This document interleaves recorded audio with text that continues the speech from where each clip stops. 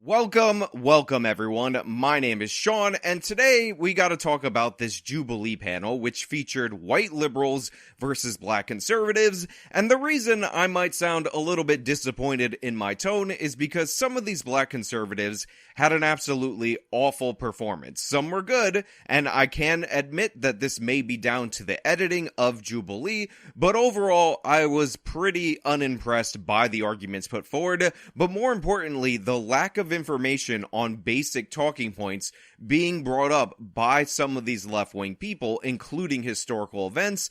It was just shameful in that regard. But before we get into that, I just want to say thank you to everybody who signed up over on actualjusticewarrior.com/join. Give me the money. Give me the money. Okay? And thank you to the podcast listeners, Spotify, Apple, and Google's podcasting platform. Agreeing with all these things is when I did my research when I was younger, which arrived me to my standpoint of being a conservative, because I believed it was racist, Democrat, liberal ideologies and policies dating all the way back to the 1800s, all the way up to the 1960s, and then the purported big switch. But I think it was more so when Democrats decided to be a bit more cloak and dagger about their true opinions of black people and be more secretive and more, we want to help you by doing these things and seeing them as inferior. Doing what things?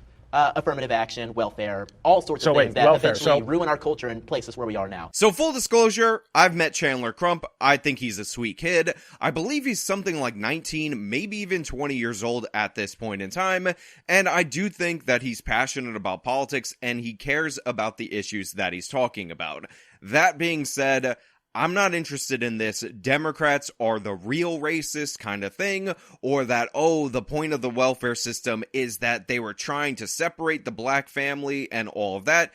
Honestly, it's an argument that's kind of completely pointless. It adds a conspiratorial element to the conversation, and it distracts from the point that the incentive structure as laid out by some of these great society welfare programs had the effect of breaking up or incentivizing the breakup of the black family. One of the things that I'll often cite is that in the state of Georgia, it's actually illegal for a married woman to go on welfare. So if you are in poverty, it's actually advantageous of you, even if you could work things out with the father, even if you're in a relationship with the father, to not be on welfare and collect money from the state in order to better bolster your financial status. And because black people are people and people respond to incentives, this creates a bunch of problems and it ends up leading to the deterioration of the family. And by the way, even though you might think on its surface, two parents unmarried living in a household doesn't make a difference between two parents that are married, the stats show differently. So yeah, this actually does have an impact on the black family, but whether or not this was Lyndon Baines Johnson's and the Democrats' sinister intention just brings up points that don't need to be argued because the proof in the pudding is in the taste, and the taste is quite terrible. So but I want to get back to the history of it because we're talking about... Well, I just want to make sure we're clear. Giving them money hurt them, right? Is that what you're saying? Well, yes, giving them, because if your father's out of the home, that's when we give you the money.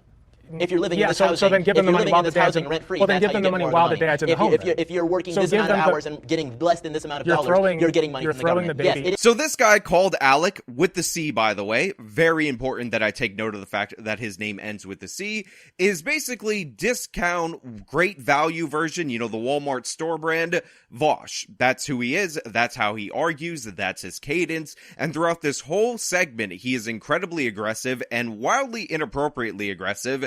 And honestly, his unlikability and bad arguments and sanctimonious performance throughout the course of this is one of the few things that saved some of these black conservatives, because overall they just weren't doing well and they weren't responding well to the issues being brought up. And a perfect example is what discount great value Vaush is going to say right here, and I think it deserves to be highlighted. You're throwing the baby out with the bathwater. I don't even know what that means in this scenario because yes, you want to talk about throwing babies out with the bathwater? Margaret Sanger wanted to exterminate the black race because she thought they were weeds. So yeah, we can literally talk about throwing the baby out with the bathwater. That's what Margaret Sanger, that's what Democrat policies wanted to do to my people. So that's why I feel so strongly about it, because it is these policies that date back centuries that were built off of the death and poverty of my people. Let's take a breath.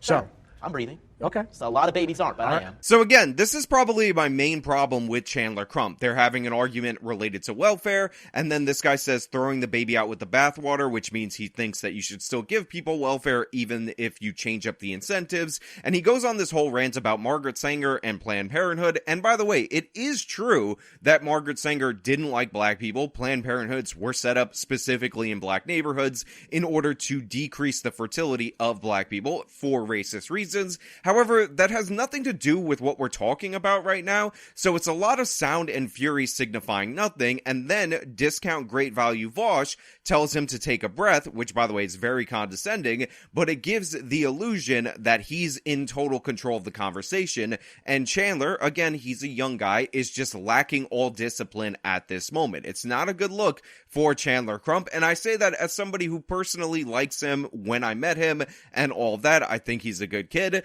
but right here, at least according to this edit from Jubilee, it just doesn't look good. Okay. I don't know what that means. When I say throw the baby out with the bathwater, you want to completely get rid of welfare, okay? Or at least I don't want to put that on you, you haven't said that, but the conservative apparatus does, clearly. So giving money to a group of people does not hurt them.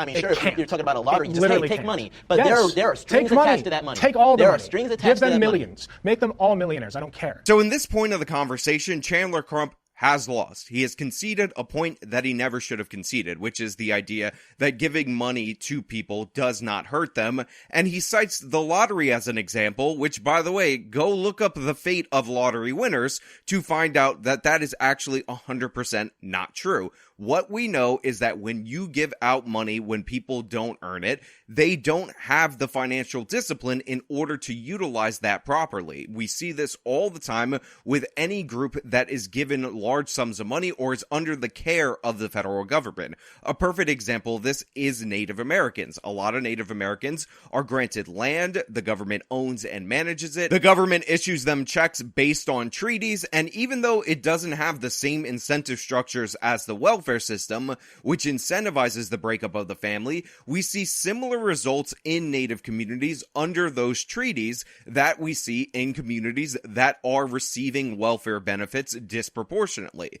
But interestingly enough, the Native American tribes that actually own their own property, that don't have it managed by the federal government, that isn't granted to them as a welfare program through treaties, do much better than those who have their stuff managed by the feds. So in this regard, protecting the Native Americans' rights, their rights to earn out in the world, is way better than giving them money, because giving them money leads to a phenomenon called learned helplessness. So Chandler should have never conceded this point at any point. It's just wrong. It's not correct. And if you lay out an appropriate incentive structure for Black America, they will prosper. And by the way, this has been proven out in American history. From the 1930s to the 1950s, Black poverty fell from about 85% to about 49%. It is the largest and fastest reduction in poverty for any demographic in American history. And this was while there were no welfare programs. In fact, Black Americans were often excluded from great deal welfare programs, and there was active discrimination in the system. But because they had solid families, they had solid communities, and by the way, some of this was actually in response to the discrimination, they built up their own institutions, and they were able to work their way out of poverty. Giving money to black people does not hurt them. And that has not happened, though. That has not happened. What do you mean? That has not happened. It hasn't been a reparation. It hasn't been this or that. So Chandler, in no way, shape, or form, should have conceded this ground, because giving people money, giving them welfare to do nothing, does on its own have negative effects on the people receiving that. It changes the character of the people. It creates a phenomenon called learned helplessness, as I said earlier.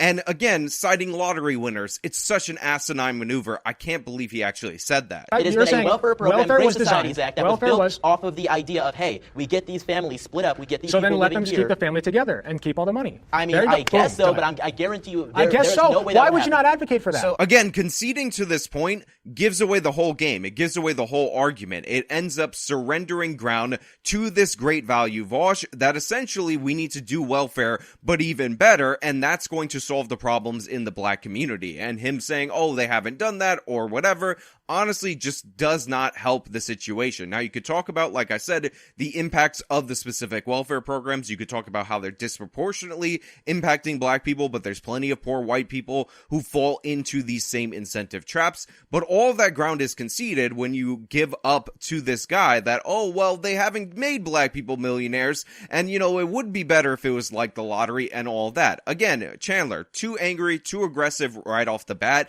missing the point and conceding far too much ground to this guy who's pushing basic left-wing talking points. This isn't even advanced level stuff. You read one book and you're able to understand everything that's coming out of his mouth at this moment. Even more great. So in the 1880s or so, when we had our first black members of Congress, which were indeed Republicans, I think that was a great start for things. But obviously we had terrible things that happened, like the Tulsa massacre, among, black people being chased out of their homes by the KKK. Sure. Look, the purpose of this video is not for me to go after Chandler. As I said, nice enough kid and all that. And I understand that Jubilee edited this video, so they may have edited it to make it look like Chandler brought up Tulsa to concede the point of Tulsa in order to say Democrats are the real racists. But the thing is, he should be able to push back on Tulsa race riots talking points as portrayed by the left, because they wildly misrepresent this event in order to call for political changes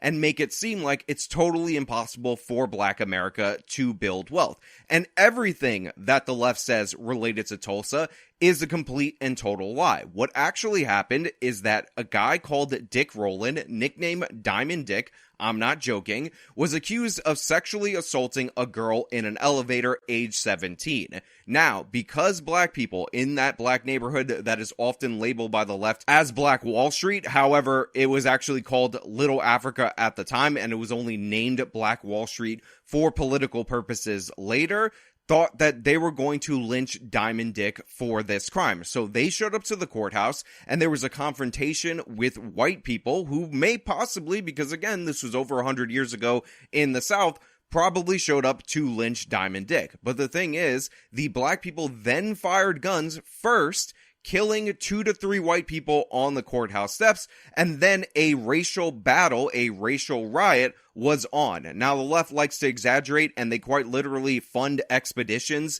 to say that 300 people were killed. I actually heard in one report that it was 3,000 people were killed, but in reality, in actuality, it was 38, maybe 36 to 38 people, and 12 of those people were white. They were killed in the fighting, and it had nothing to do with Black Wall Street, which again was Little Africa, being more wealthy than the surrounding areas, because Little Africa was not more wealthy than the surrounding areas. It was a black section of town that had a lot of professionals in the service economy due to the oil boom that was happening in Tulsa. And by the way, for those of you who are not smart in my audience, in no way, shape, or form am I saying it's justified to go to a neighborhood because 2 people of your racial group got shot and burn the whole thing down and leave 15,000 people homeless. The white people's revenge was complete and utter overkill. This is not how we should handle things in a civilized society, but it's important to understand the truth of these events, because right now,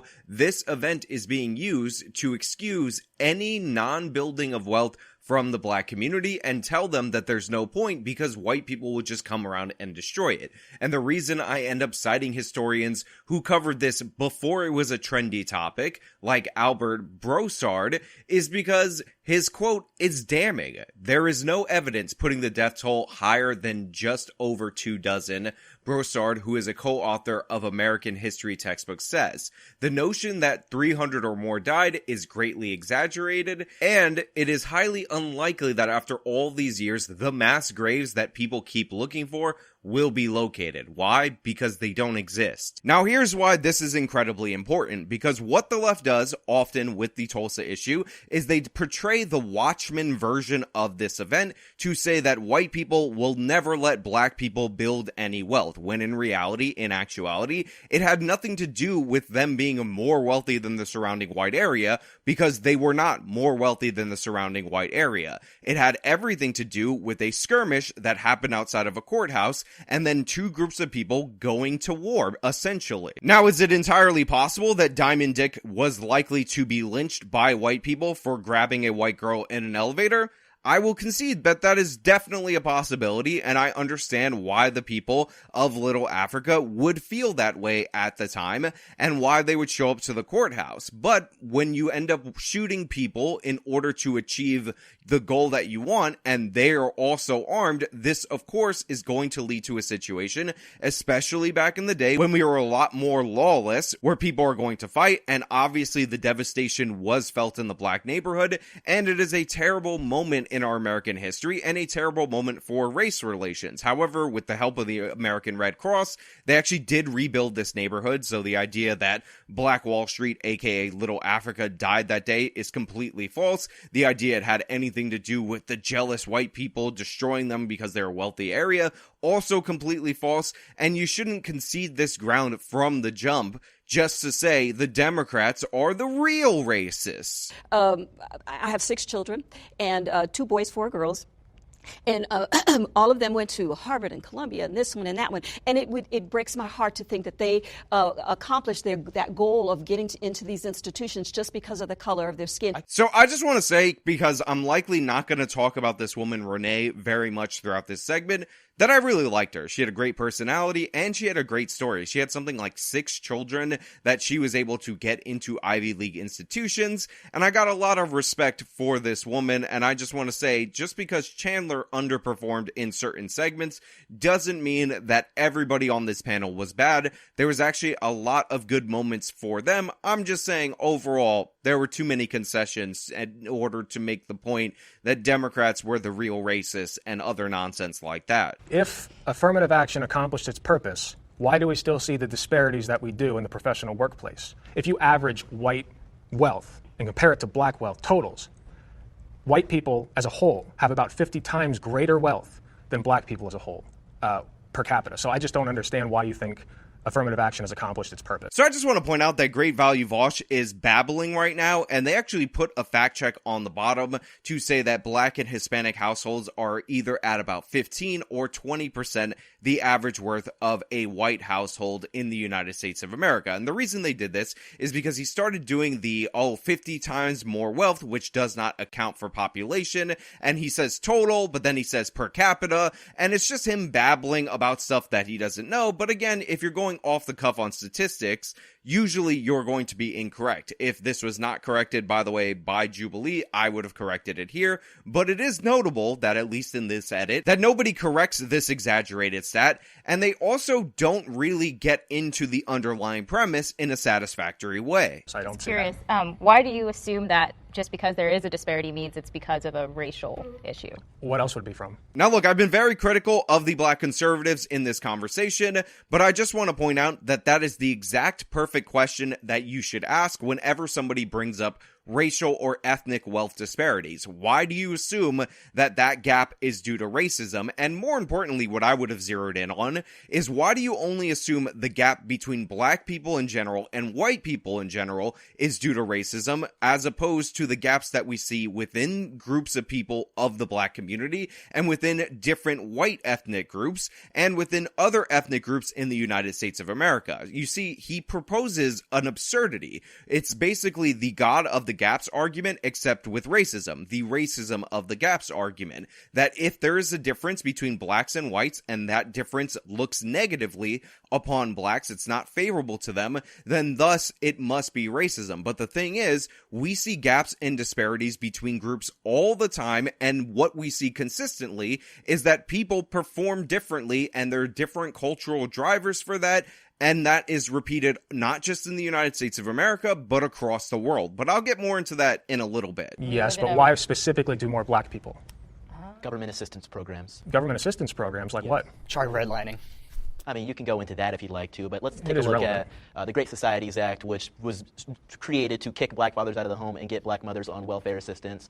These things aren't beneficial for economics. These things aren't beneficial for actually paving a way for success for black children and black families. I mean, reducing a 2-family household to a 1-family household isn't going to make them the richest man in the world. It isn't even going to get them out of high school. Nonetheless, the ability to even get to college. You mean yeah, two-parent? The child, yes, but a 2-parent household Yeah. in comparison to a 1-parent household. So again, we have Chandler Crump trying to talk about the incentives as laid out out by the welfare system. And the way that he's describing it is this sinister Democratic plan in order to break up the black family. And that's why there's a disparity between the wealth of blacks and whites in the United States of America. Again, he's going for the Democrats are the real racist explanation for everything. But the thing is, those incentives are interesting. That's something that you can talk about, how they impact us in this country, because government programs are rarely held up to scrutiny based on those standards. They often always just get the response, well, if we only put more funding in there, that would solve the problem. But in reality, the good counter question is, why do you expect groups to be equal when we have never seen that across the world? And why do you put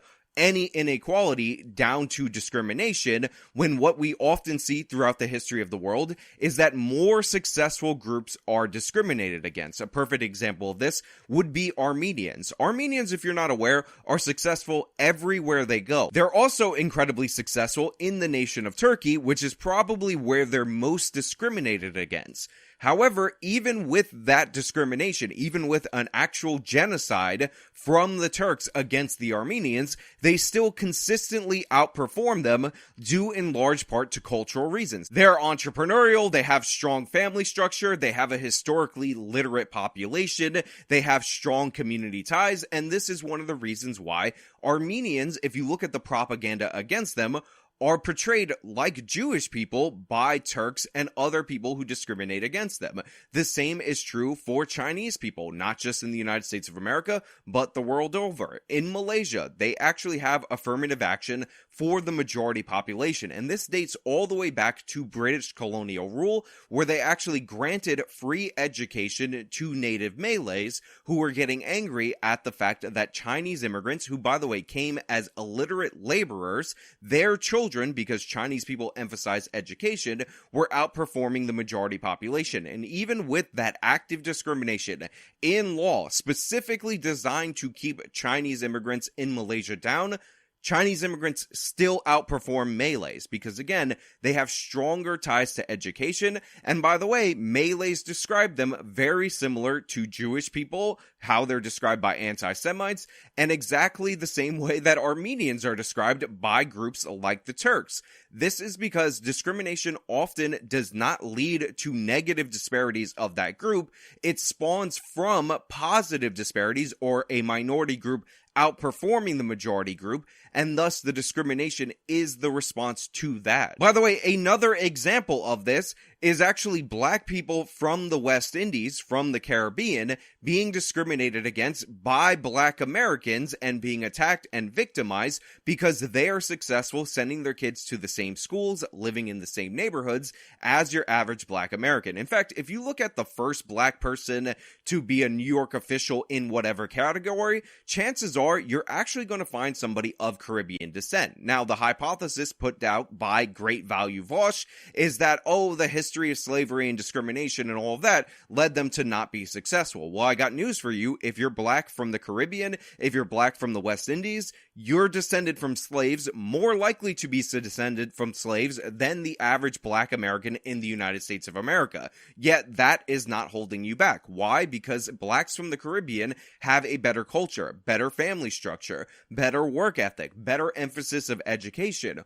All of these things lead to greater success, and they have nothing to do with discrimination. And as we find out, even with black people from the Caribbean, they're discriminated against by the broader black population in America. Because of their success, the discrimination doesn't make them not successful. Asian students on average have to score 450 points higher than a black student in order to get in the same university. So if you think of the universities that have courses, etc., that grade on a curve, you can only have so many people with an A, so many people with a B, etc. So that means that the bottom percentile is going to fail. Who is most likely, just based on logic, going to be the ones failing? It's going to be the people who didn't have the credentials to get there in the first place. So I just want to point out that I do appreciate them bringing the SAT point, and I also appreciate Jubilee bringing up the fact check, because this guy said that Asians have to score 450 points higher than black students in order to get in the same university. They also have the Hispanic number right there, and I wish they would have moved on from Harvard and the Ivy League, because what we actually find through the research is, although you have black and Hispanic students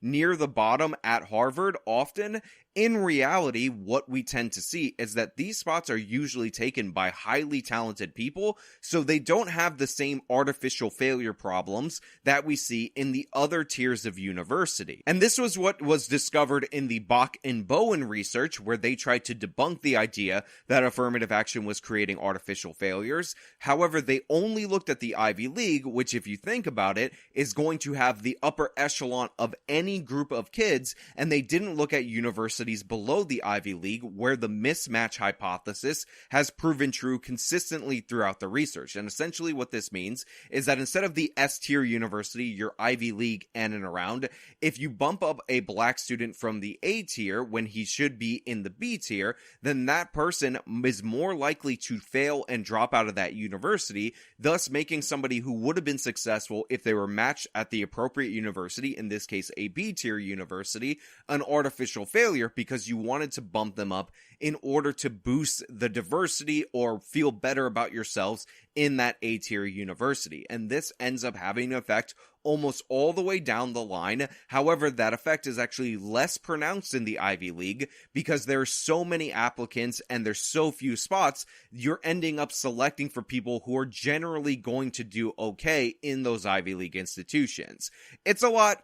I will link sources that explain this in greater detail in the description of this video, but the point I'm trying to make is that these mismatches and these artificial failures are more common in the overwhelming majority of universities, and the focus is often zeroed in on this narrowest group, something like 8, that are in and around the Ivy League, and that is a distraction because with that small sample size, and with the fact that they can select the creme de la creme of any of these groups, really draws the attention away from where it should be focused, which is the overwhelming majority of black people being accepted into college and being set up for failure by the racial affirmative action system. One of the biggest things he did is he secured permanent funding for HBCUs, one of the largest increases we ever saw for HBCUs, personally done by his administration, among many other things. The First Step Act, which, you know, there's a lot of debate about whether it was really the best thing to do, but that was definitely a kiss of love to the black race. So I hate this topic. It's whether or not Donald Trump likes black lives or cares about black lives. It's a stupid point. It's totally irrelevant. It's not interesting. But the examples being brought up are things that the Trump administration did as a strategy to try to lure over black voters, like funding the HBCUs for 10 years rather than having them come back each and every year in order to get their funding. So that was something that he did for Black America. The First Step Act, even though there are some good things in it, I've talked about my issues with it. I don't actually think it helps Black America to go softer on crime and set that tone from the presidential level, but that was done again to try to curry favor with the black vote. And there are a bunch of other things that the Trump administration did to pander to black people. Whether or not they were good policy is up to you to decide. I think a lot of it wasn't good policy. So the idea that Trump, the evil orange man, hates the black people, it's just not a thing, honestly, in my opinion. But I agree in the sense that Donald Trump doesn't literally want bad things to happen to black people, like I think a lot of conservatives do. So I think that he just says the most yeah, I do think that. I think he says the things that will get him elected. So I don't think that he has any personal grudges against most people. He just says the most popular thing. So I think like Ron DeSantis would be somebody that I think actually wants black people to be hurt. So by that standard, yeah, Donald Trump supports black lives by leaps and bounds. So here you have this smug, great value Vaush talking about how most conservatives want to actively harm black people, which again is something in this person's head. It's idiotic, but it doesn't get a lot of pushback. It gets an expression, but not a lot of pushback, which is kind of ridiculous and absurd because this guy, if you were to press him, probably supports defunding the police, letting people out of prison, maybe prison abolition, and all of those things disproportionately lead to the deaths of black people where there are higher rates of violent crime, and these are policies you can draw a straight line from his ideology to that result, and nobody's bringing it up. And by the way, I'm not saying that this delusional idiot wants black people to die, and that's why he roots for those policies. He genuinely thinks that black people are murdering people because systemic substance whatever policy, and that the police don't deter crime because he's been propagandized to believe that. But I would have pushed back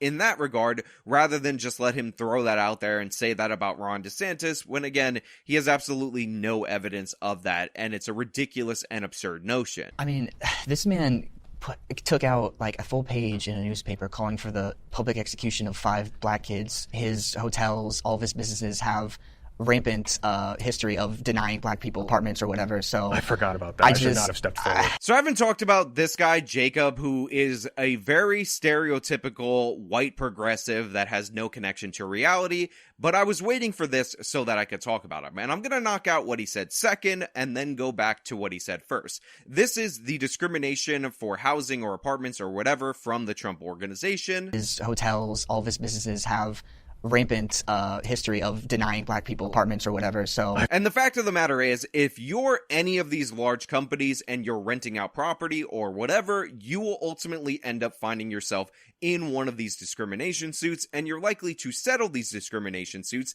And this is because the costs of fighting them are often more, and it's not worth it, than the cost of the settlement. So what you end up finding out is that black Americans have worse credit, they have lower incomes, they're less reliable in paying rent. So discrimination based on merit ends up happening, and that falls disproportionately on black Americans. However, because people assume any disparity is down to discrimination, this emboldens lawyers and or attorney generals trying to make a name for themselves to file discrimination suits in order to look good. They allege a bunch of things, and then the organization settles. So I don't give a damn about any of these lawsuits, what's alleged in them, or what they were settled for, based on the fact that discrimination lawsuits are often filed for these reasons against big organizations, and they end up settling. And when they don't settle, like Sears, they end up fighting it for 15 years in order to prove themselves not guilty, and it costs them way more money to do so, and they have reputational harm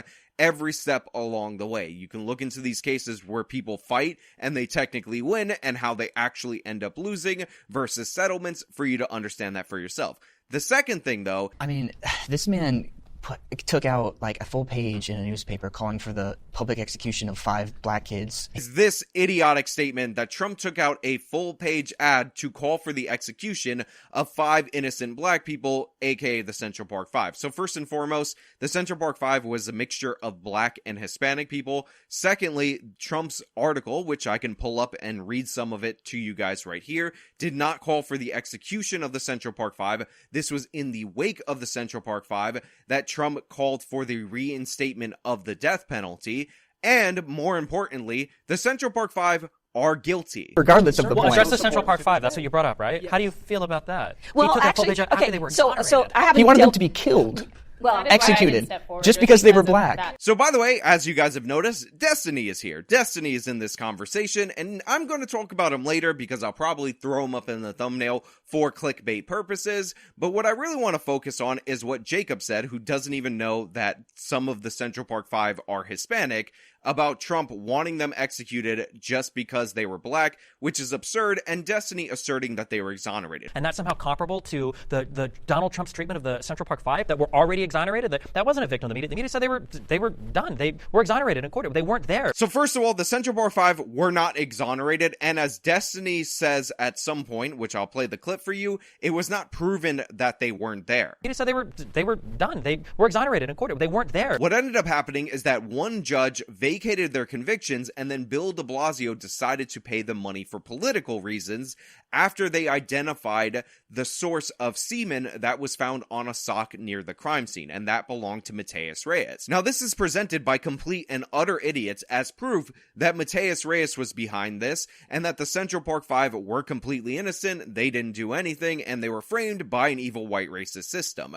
But the thing is, we always knew that there was a contributor to the semen, and this was in the trial transcripts argued by the prosecutor that these 5 were involved in the attack, yet there are more people yet to be identified that we're not referring to. And when Mateus Reyes came forward, the statute of limitations on his case already expired, so he actually received benefits as he was transferred to a different prison for confessing. On top of that, he was being attacked prior to him coming forward and saying that he acted alone by members of the Central Park 5 at the time in jail, who were, by the way, a part of gangs. So yes, Mateus Reyes was somebody who also raped the woman at the center of the Central Park 5 case, but that does not exonerate any of the 5. On top of that, people allege that there were wrongful confessions. None of the 5 actually confess. On top of that, all of their interrogations are available via video. You can watch them for free online, as well as the interrogations from about a dozen other kids who also identified these 5 as going in the direction of where this woman was beaten in and around the time of the crime.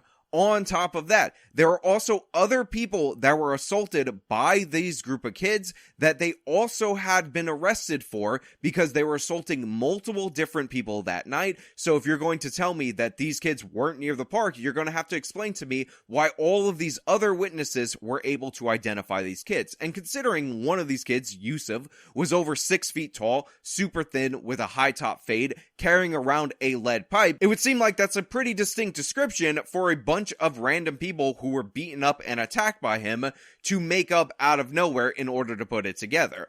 On top of that, the cop that nobody talks about that was at the center of this investigation is a half black, half Hispanic person himself, and you can go listen to him talk about the case, go over the absolute fraud that paints these kids as innocent. We were looking for the group of teenagers who were wilding, who were rioting. Mm-hmm. I mean, and that's the best way to describe it. They were rioting in the park.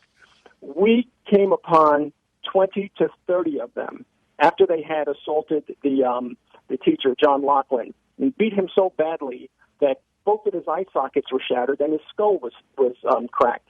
He wasn't even able to identify who it was that beat him because he couldn't see. His head looked like it was dunked in a bucket of blood.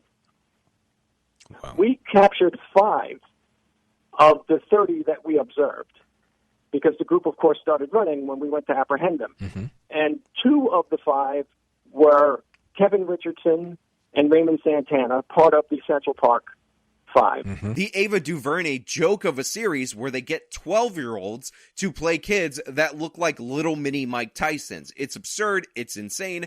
Destiny, if you ever want to be schooled on the Central Park 5, I am available 24/7. I might have to do an entire video breaking this down. He just said they were done. They were exonerated in court. They weren't there. Again, for Destiny to just assert that they weren't there as if it's a fact because an activist prosecutor put in a motion to vacate that looks like it's written by their defense attorney is patently absurd and ridiculous. What are the odds that the 4 other joggers that they indisputably assaulted that night in the same exact area within the same 45-minute time window just happened to be a coincidence and they weren't related to the 5th jogger, Trisha Miley? Insane. Ridiculous. And by the way, Trisha Miley, who survived, maintains that she was attacked by multiple people, despite Mateus Reyes, who came in later and raped her, saying that he acted alone after being intimidated by reportedly 2 people from within the jail on behalf of one of the members of the Central Park 5 who happened to be in the Bloods. But point being, Trump never called for their execution. He called for the reinstatement of the death penalty.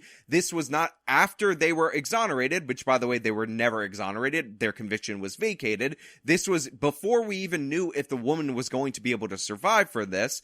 And in that specific article, Trump makes an appeal to people who are good of all races to say clearly it has nothing to do with race. I mean, the headline is "Bring back the death penalty, bring back our police." And it talks about the crime wave in New York City. And it goes something like this. What has happened to our city over the past 10 years? What has happened to law and order, to the neighborhood cop we all trusted to safeguard our homes and families, the cop who had the power under the law to help us in time of danger, keep us safe from those who would prey on innocent lives, to fulfill some distorted inner need? What has happened to the respect for authority, the fear of retribution by the courts, society, and the police for those who break the law, who wantonly trespass on the rights of others? What happened is the complete breakdown of life as we know it. So this is Trump writing an article in the late 80s when New York crime was completely out of control, talking about how criminals don't fear consequences, how we should have the neighborhood cop, and all that.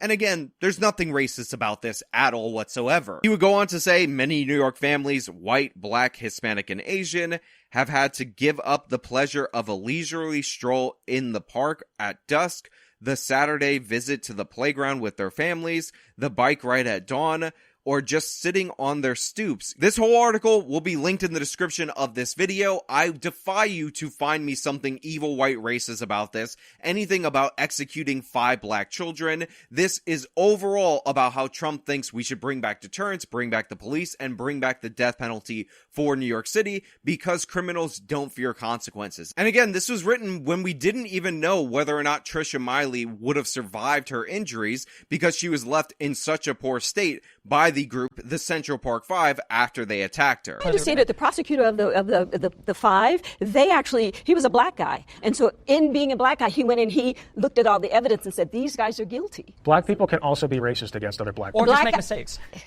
So if anybody does anything you disagree with in regards to the Central Park Five, even if they themselves are a black person, they're just a self-loathing black person, they're just a racist black person. Now, all of this ground is just conceded by the black conservatives here. All of it is just like, oh, we have this woman trying to push back, talking about how the prosecutor was black. She's talking about the detective that I referenced earlier. Again, I'll link some of his interviews where he talks about this absolute fraud, painting these guys as innocent. But yeah, they should be able to notice this talking point and be able to push back and fight back against it. You would only have to read the 1-page ad that Trump took out in the paper to understand that their narrative about him calling for the execution of the 5 blacks, innocent angels, after they were declared innocent is just made up. It's a complete and total fiction. And by the way, they're also not innocent. I think especially recently with a lot of riot stuff that's going on or protest stuff that's going on, people on the left tend to infantilize a lot of different types of protesters, and especially even talking to, some of the other black content creators I do content with, when you hear a lot of progressives come out and say, well, they don't have a choice but to riot or break into the store, or, well, they're stealing, these electronics or shoes for good reasons, you just don't realize it. I think a lot of people kind of look both ways, and it's a little bit weird that there's such a complex on the left to excuse like every single possible negative behavior from somebody as long as they're a skin color that you're kind of in charge of protecting. Now, I wanted to leave this part in because I didn't talk a lot about Destiny, and I'm probably going to have him in the thumbnail for clickbait reasons, but it's this reason why I don't have a lot to say about him. He came off as very measured and reasoned during this whole entire conversation. He does this thing, and he's talked about it on his streams, where he tries to match the person's energy that he's debating or arguing with. And even though you have great value Vaush going off throughout this whole conversation, Destiny comes off as calmer and more reasonable, and he makes points throughout this that are broadly appealing to a general audience. Like, if you're somebody who's poor, you do have the chance to succeed, but maybe you have less chances for failure before your life doesn't turn out well as compared to a rich kid. You just said you worked hard.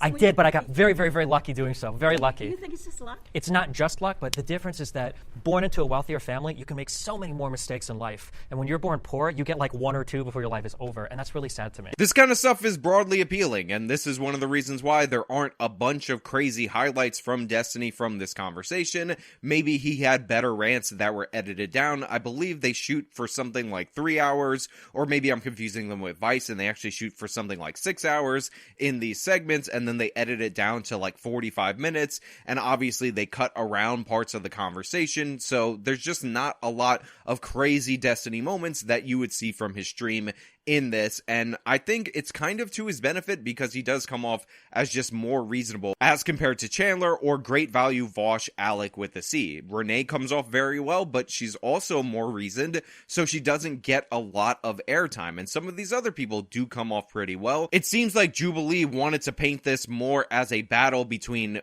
great value Vaush, aka Alec with the C, and Chandler, even though their thumbnail clearly is using Destiny and Chandler because they're the 2 biggest names that are at this little conversation event, whatever you want to call it.